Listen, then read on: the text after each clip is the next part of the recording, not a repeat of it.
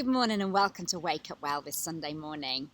We're on to our next topic in the series of holy habits we're doing, and this week it's evangelism. I'm going to have a look now at 1 Peter chapter 3, starting at verse 15.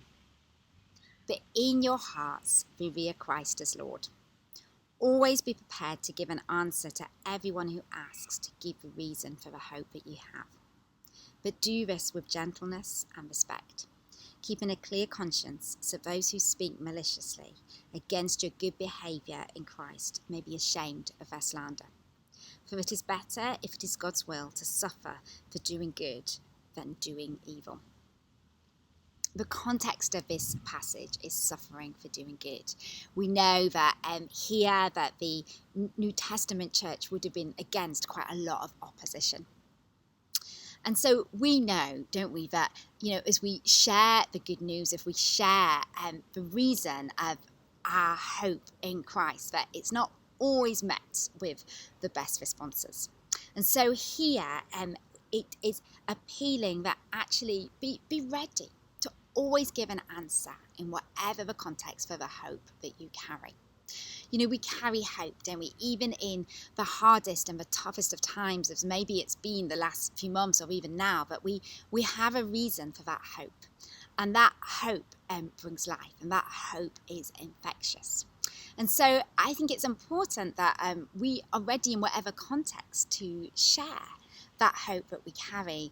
Oftentimes it comes in unexpected ways, and sometimes that we can be caught off guard, particularly if that question comes in kind of a harsh way where we might want to be defensive, where we may want to kind of defend our right.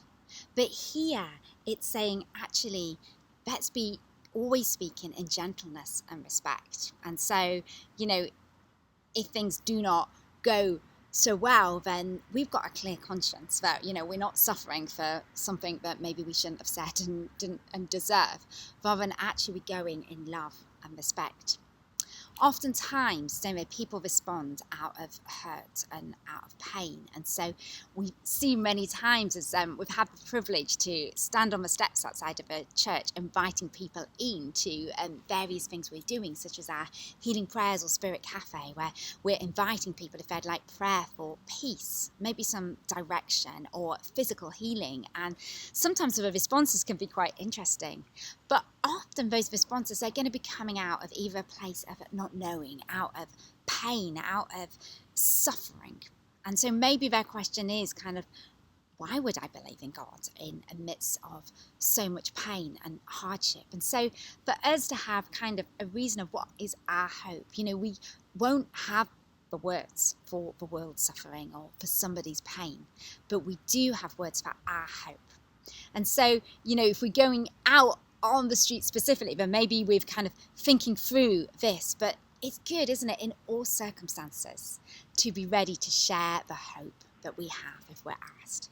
And so I want to encourage us today, let's think about, why is it that we have the hope in our heart that we do? And this is a great exercise for our own hope, isn't it? It builds even more hope when we realise why we've got a thanksgiving for the hope, for who Jesus is, what he's done for us, the hope we have, where we're going, what is available to us here right now today.